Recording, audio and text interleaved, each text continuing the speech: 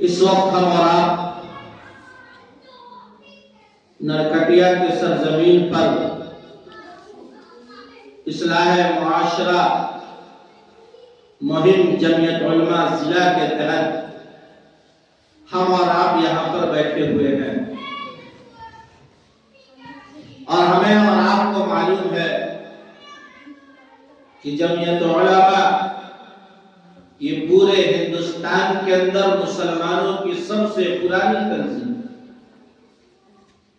जो बिला तकलीद और मजहब मिल्लत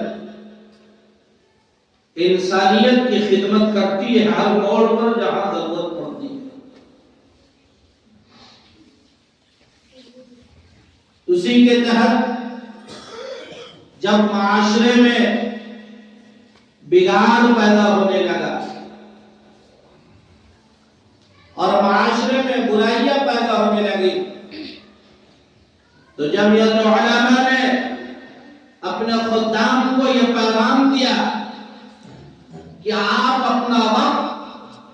अपना माल कुर्बान कीजिए और जाइए आवामों के दरमियान और उन्हें बताइए कि वक्त का तकाज़ा क्या है और आप जिस कलमा पढ़ने वाले लोग हैं उस नबी ने हमें और आपको क्या करने का हुक्म दिया है